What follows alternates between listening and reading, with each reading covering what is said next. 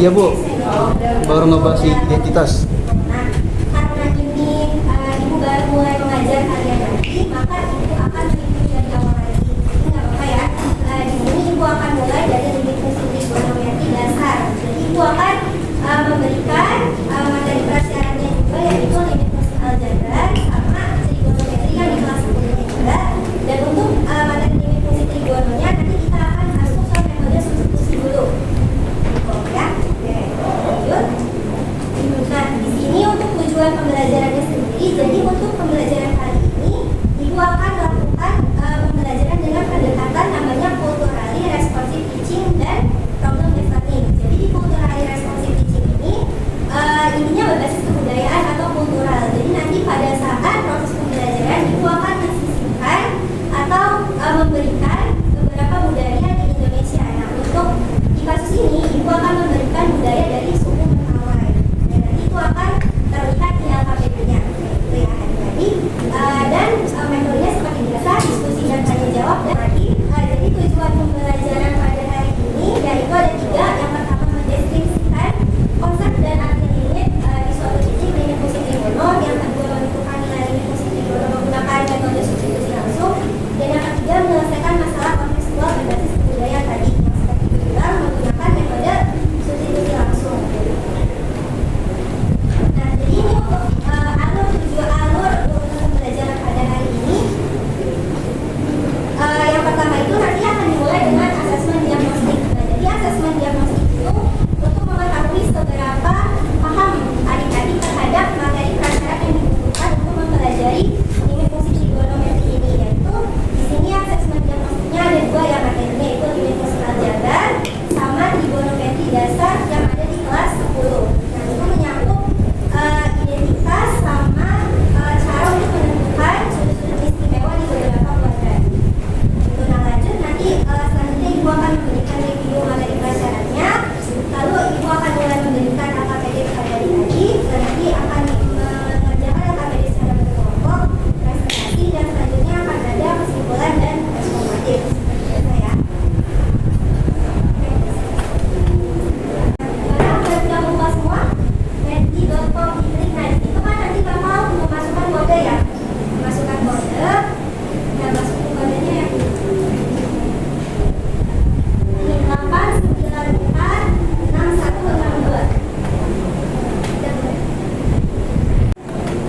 Udah masuk semua. Ini bisa ketahuan ya yang udah masuk baru 1 orang. Nah, jadi tujuan ibu membuat metode ini supaya ibu mengetahui gimana sih perasaan adik-adik kalian sebelum memulai pembelajaran. Dari sini akan ada beberapa pertanyaan basic aja sih, kayak gimana kabarnya, terus apakah kalian optimis atau enggak dalam melaksanakan pembelajaran kali ini. Gitu. Dan ini responnya nanti anonim ya, jadi boleh isi apapun terserah. Yang ngasal, yang enggak nyambung sama pertanyaannya juga nggak apa-apa. Ini baru 4 yang join, baru 6. Kodenya ini ya, tadi 849466162. Ini alhamdulillah ya responnya pada tadi. Tadi ibu coba di MIPA 1 banyak kok responnya. Ada yang ada mood, terus ada yang lagi apa namanya masih pada punya masalah, tadi dalam macam-macam. Jadi nggak apa-apa, kalian isi bebas terus.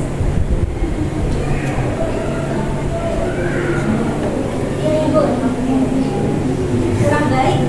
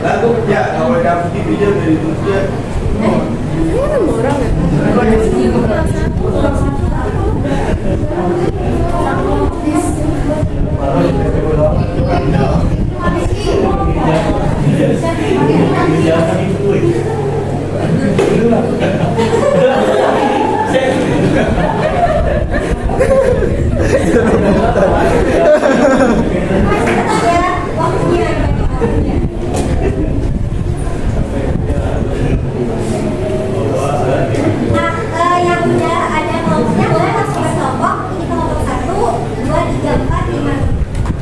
Ayo dipercepat. Nah, nanti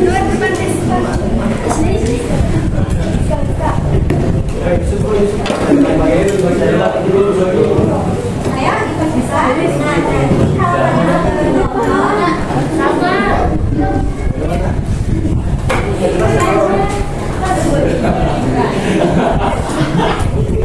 Sisi.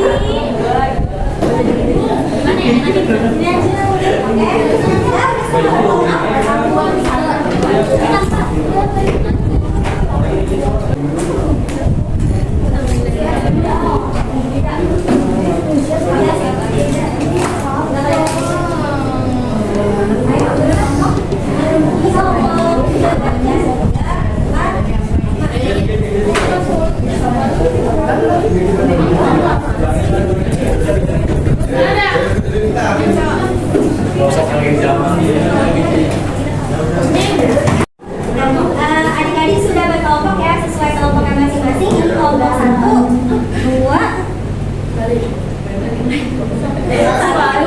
3, 4, 5, 6 ya. Nah, nanti Ibu harap masing-masing ketua kelompoknya dapat memfasilitasi teman-temannya yang lumayan kurang paham ya terkait materi ini. Karena tadi kan berdasarkan hasil tes diagnostiknya, untuk ketua kelompoknya masing-masing mendapatkan nilai yang lumayan bagus ya. Nah, nanti saling sharing aja, diskusi, saling ngajarin aja di teman masing-masing kelompoknya gitu.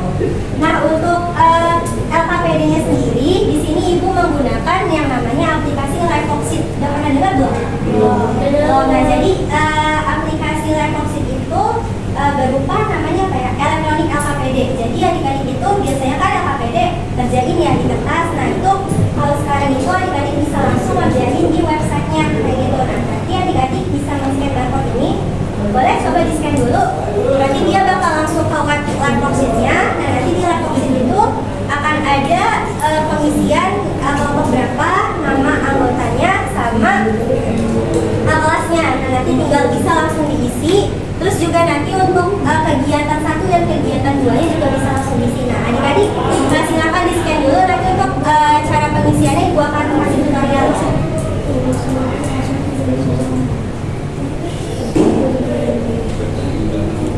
Udah semua. Kayak gini ya tampilannya, sama. Nah, untuk di kelompoknya tinggal bisa adik-adik isi. Coba bisa nggak di HP-nya diklik terus diisi? Bisa. Oke. Nama anggota kelompok juga ya, masing-masing diisi ada 6 orang sama kelasnya.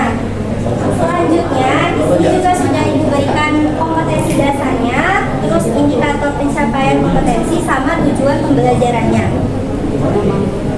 Nah, selanjutnya di bawahnya lagi itu ada konsep materinya. Jadi Ibu memberikan juga sifat-sifat nilai fungsi, terus rumus-rumus trigonometri sama rumus dasar nilai yang akan nanti berguna pada saat pengerjaan LKPD.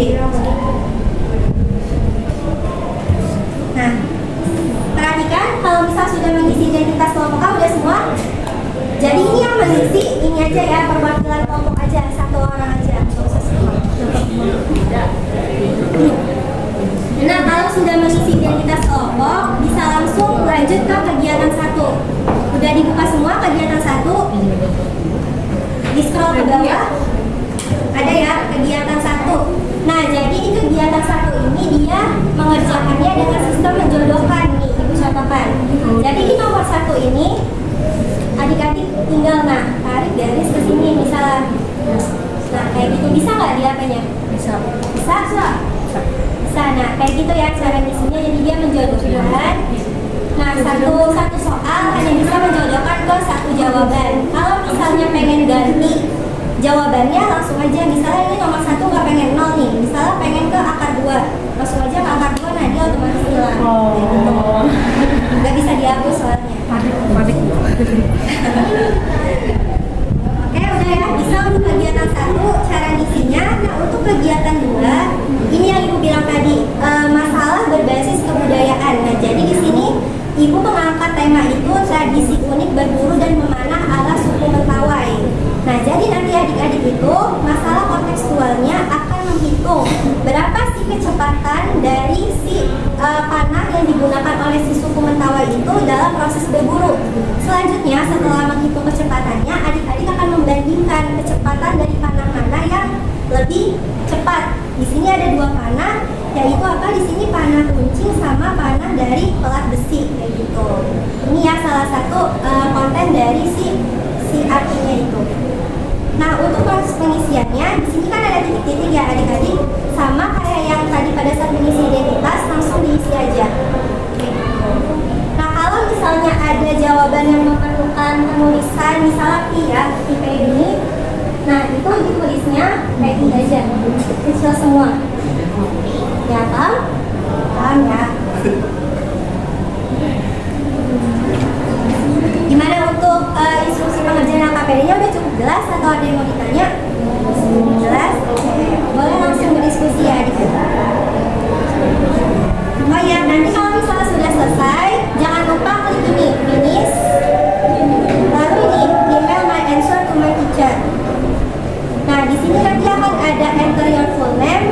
Ini adik-adik isi aja nama anggota kelompoknya. Ya, terus nanti grup levelnya, nama kelompoknya juga, school subjeknya matematika peminatan, sama di sini emailnya. Nah, itu klik send. Nanti dia di atasnya itu akan langsung muncul nilainya di sini. Nih, akan muncul di sini. Nanti dari misalnya berapa per 10 gitu nilainya. Ya, paham ya? Oke, bisa langsung berdiskusi. Ya, gimana adik-adik, ada masalah terkait pengerjaan LKPD-nya?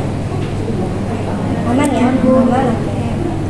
Untuk kelompok ini, kelompok 2 ya, gimana? Ada masalah terkait pengerjaan LKPD-nya? Untuk cara isinya udah paham kan ya? Paham.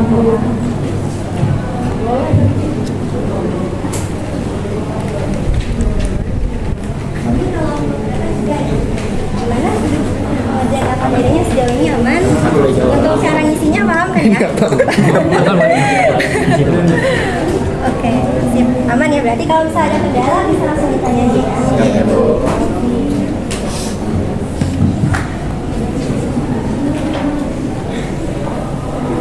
Ini kelompok 5 berarti ya.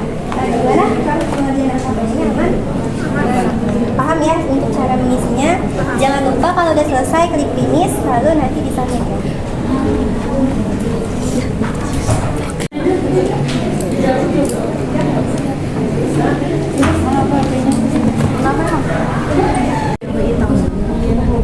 Ya, adik-adik gimana? Udah semua ya? Berdiskusinya udah selesai semua? Kelompok 1 udah?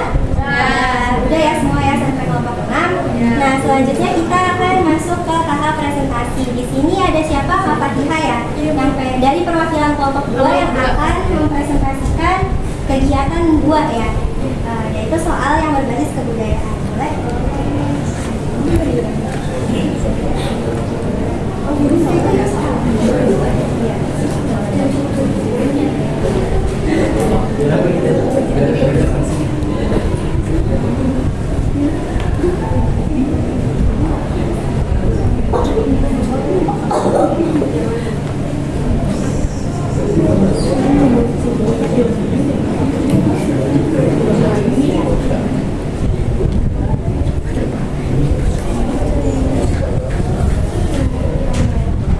Nah, jadi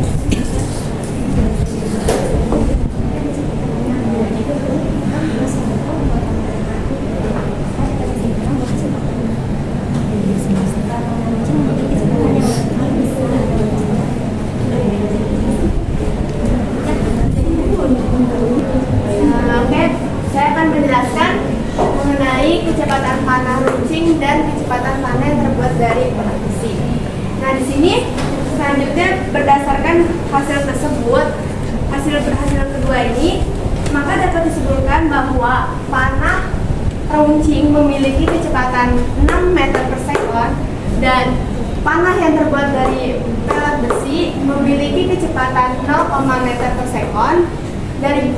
Sehingga dapat disimpulkan bahwa kecepatan runcing ini memiliki kecepatan yang lebih besar daripada kecepatan panah yang terbuat dari pelet besi. Jadi ini lebih besar daripada kecepatan yang ini. Oke, ya tepuk tangan dulu buat. Gimana dari kelompok lain ada tanggapan atau hasilnya ada yang berbeda atau sama? Sama ya? Ya, jadi ini sebenarnya udah benar pengerjaannya. Jadi dihitung dulu kecepatan dari si masing-masing panah. Untuk yang panah runcing kecepatannya 6. Nah, untuk yang terbuat dari pelet besi kecepatannya 0,5. Nah, ini sebenarnya juga bisa kalian lihat ya dari si soal yang ibu berikan. Di sini kan terlihat ya kalau si panah runcing itu digunakan untuk memburu. Nah, untuk hewan buruan yang biasanya berada di atas pohon, misalnya itu burung atau biasanya di atas pohon apa ya, monyet ya, atau sejenisnya gitu ya, untuk hewan yang bergerakan lebih cepat. Nah, untuk yang panah yang terbuat dari pelet besi itu biasanya digunakan untuk yang berada di bawah, misalnya babi hutan atau rusa dan yang lain-lain. Nah, otomatis yang si panah runcing harus lebih cepat ya daripada yang terbuat dari pelet besi, karena dia untuk untuk memburu hewan-hewan yang berada di atas pohon dengan kecepatan yang lebih cepat gitu. Nah, jadi kesimpulannya benar ya kalau si panah runcing itu memiliki kecepatan yang lebih cepat daripada yang terbuat dari pelet besi. Oke, selanjutnya setelah menyelesaikan LKPD tersebut,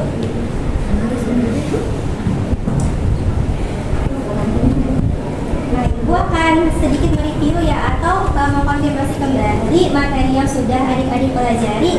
Nah, jadi hari ini kita belajar limit fungsi trigonometri ya adik-adik. Nah, sebenarnya limit fungsi trigonometri ini nggak berbeda jauh dengan limit fungsi aljabar yang sudah adik-adik pelajari di kelas 11 semester kemarin ya, semester 2 di mata pelajaran matematika wajib. Hanya bedanya itu untuk di limit fungsi trigono ini fungsinya berupa trigonometri. Nah, adik-adik pun sudah belajar kan ya sebelumnya trigonometri itu di kelas 10. Nah, sebenarnya untuk trigonometri ini ada banyak ya materinya, ada untuk menentukan sudut-sudut istimewa, identitas, sudut tangkap, dan lain-lain. Nah, jadi kalau untuk di limit ini sebenarnya trigono itu yang kita pakai itu lebih ke identitas. Jadi nanti gimana adik-adik itu memformulasikan atau mengubah fungsi yang sudah ada menjadi bentuk yang lebih sederhana, atau supaya hasil dari limitnya itu merupakan bentuk tentu. Begitu. Nah, kalian udah belajar ya, limit itu ada dua hasilnya, yang tentu sama tak tentu, kayak gitu. Nah, kalau di aljabar ada 3 kan ya caranya, yaitu pertama substitusi langsung, pemfaktoran, sama merasionalkan penyebut atau merasionalkan bentuk akar. Nah, sementara kalau di trigonometri ini caranya itu ada 4. Yang pertama substitusi, yang kedua menggunakan rumus dasar limit, yang ketiga pemfaktoran, dan yang terakhir keempat menyederhanakan fungsi trigononya, biasanya menggunakan rumus-rumus identitas trigonometri kayak gitu. Nah, ini untuk yang karena hari ini kita baru belajar awalannya ya, awalannya itu yang menggunakan metode langsung. Jadi adik-adik kalau di metode langsung ya udah tinggal masukin aja dia nilainya mendekati berapa ke si fungsinya kayak gitu. Biasanya kalau metode langsung itu hasilnya pasti dia bentuk tentu. Nanti kalau misalnya setelah pakai metode langsung, metode substitusi langsung hasilnya bentuk tak tentu, baru adik-adik bisa menggunakan metode yang ke 2, 3, atau 4. Nah, jadi di metode substitusi langsung ini materi yang harus adik-adik kuasai terutama ini ya, cara menentukan nilai dari suatu trigonometri nilai dari sudut-sudut istimewa di beberapa kuadran. Kayak ini, tabel ini harus banget adik-adik hafal. Gimana, masih hafal nggak tabel ini? Masih ya, intinya itu kalau ibu yang ingatnya itu misalnya sin. Nah, untuk sin sama cos dia itu selalu sama. Misalnya kan dia 0, 30, 45, 60 sama 90 ya. Nah, ini semua dia awalnya selalu setengah, dan setengah. Hanya akarnya yang berubah. Kalau yang 0 dia akar 0, yang ini akar 1, akar 2, akar 3, sama akar 4. Gitu. Nah, akar 0 itu kan 0 ya. 0 kali setengah 0. Akar 1 1 kali setengah setengah. Setengah akar 2 udah nggak bisa disederhanain, setengah akar 3. Nah, akar 4 itu kan 2 kali setengah 1. Jadi kayak gitu. Kalau misalnya pengen menghafal lumayan mudah gitu. Nah, kalau untuk cosnya sendiri tinggal adik-adik balik. Yang jadi 90 itu jadi 0 di cos. Jadi tinggal dibalik aja. Berarti ini 1, terus ini setengah akar 3. Ini berapa? Setengah akar 2, setengah sama 0 gitu ya. Nah, untuk tan sendiri kalau misalnya adik-adik nggak hafal, tinggal dihitung aja sin per cos gitu. Di sini kan sin per cos, sin ini berapa? 0 per 1 gitu ya, maka hasilnya 0. Terus ini setengah dibagi setengah akar 3, setengah dibagi setengah akar 3. Nah, ini kan pertama-tama kita bisa coret ya setengahnya, tinggal 1 per akar 3. Nah, kalau di bawah di penyebutnya ada akar, berarti diapain? Di rasionalkan. Tinggal kali akar 3 per akar 3. Jadinya 1 per akar 3. Makanya sila nanti 1 per 3 akar 3 dan seterusnya. Berarti ini setengah akar 2 bagi setengah akar 2 1 ya, karena dia sama.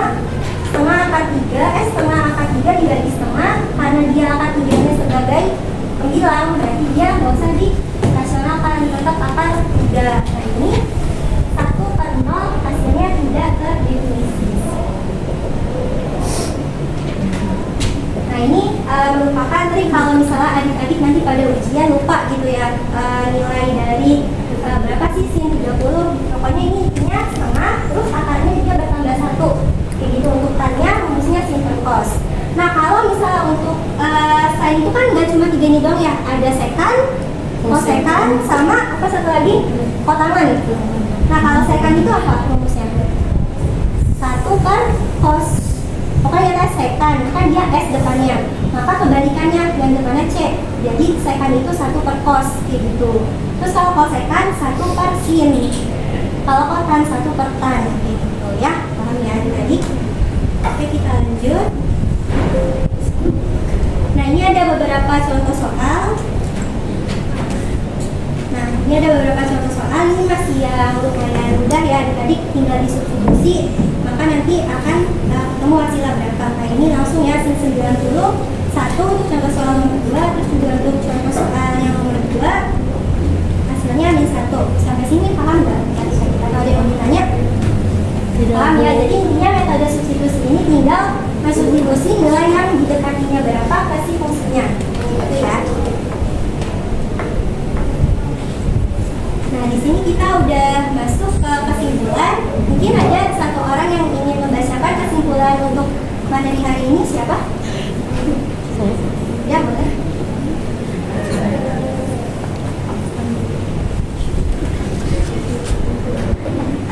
Kesimpulannya, jika fungsi dalam limit merupakan fungsi trigonometri, maka limitnya disebut limit fungsi trigonometri. Seperti dalam limit fungsi aljabar, di dalam limit fungsi trigonometri ada limit yang dapat ditentukan nilainya dengan mensubstitusi langsung nilai X yang didekati, dan ada yang menghasilkan bentuk tak tentu apabila nilai X yang didekati disubstitusi langsung. Penerapan metode substitusi langsung yakni dengan langsung mengganti X dengan angka yang tertera di soal. Materi yang harus dikuasai untuk penerapan metode substitusi langsung adalah rasio trigonometri, yaitu untuk menentukan nilai trigonometri dari sudut-sudut istimewa. Terima kasih simpulan untuk materi hari ini. Selanjutnya kita akan langsung masuk ke tes formatif dan refleksi. Jadi tes formatif ini kegunaannya untuk mengetahui seberapa besar tingkat pemahaman adik-adik terhadap materi yang diajarkan hari ini. Nah, tes formatifnya ini Ibu akan menggunakan Google Form, terdiri dari 2 soal aja, pilihan ganda. Nah, adik-adik boleh di-scan barcode-nya. Nanti itu akan langsung muncul 2 soal. Yang pertama itu soal yang biasa, yang kedua itu soal kontekstual.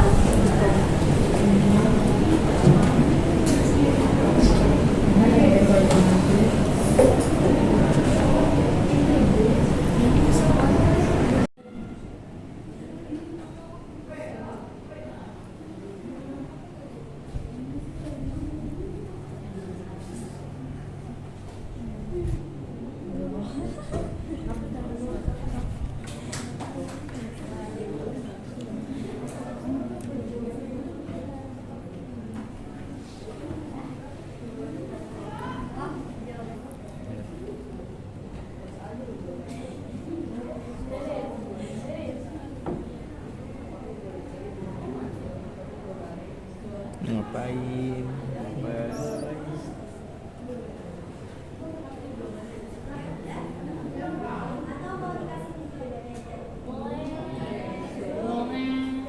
Buat yang soal ini ya, bukan yang itu soal aja kan ya. Buat yang bukan soal kontekstual, jawabannya angka 2. Kalau yang soal cerita, itu jawabannya B.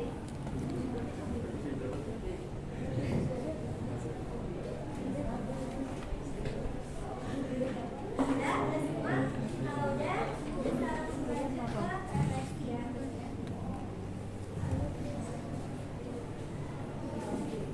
Karena cuma pilihan jawaban yang tidak, ada 3 penyiksaan.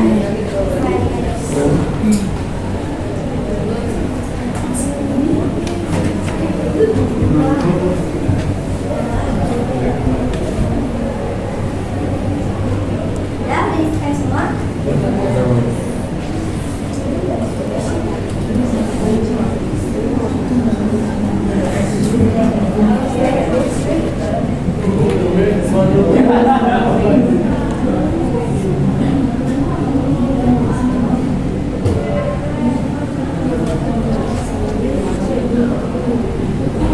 Joki aja ya kan?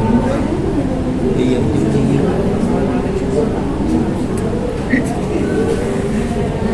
11. Apa 11?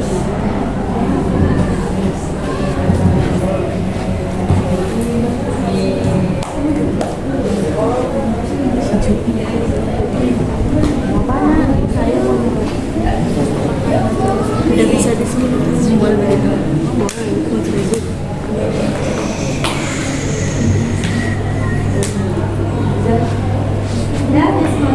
Sudah ngirim link juga, ada 2 link, bisa dilihat. Nah, link yang Google Form yang pertama itu link angket keaktifan. Nah, jadi nanti link itu adik-adik isi juga. Jadi ada pilihan jawabannya 1 sampai 4 rentangannya. Itu dari selalu, sering, kadang, sama tidak pernah. Itu jadi ada pernyataan adik-adik isi sesuai kepribadian adik-adik sendiri pada saat mengikuti pembelajaran ibu. Gitu ya. Nah, itu juga adik-adik isi jujur, nggak akan mempengaruhi penilaian juga. Selanjutnya, kalau untuk link yang keaktifan itu nanti akan digunakan sebagai tugas untuk penelitian ibu ya. Kayak gitu. Nah, untuk link yang kedua itu berupa video pembelajaran yang ibu buat. Itu juga salah satu tugas mata kuliah. Jadi nanti adik-adik boleh silahkan di like, komen, dan share ya. Oke.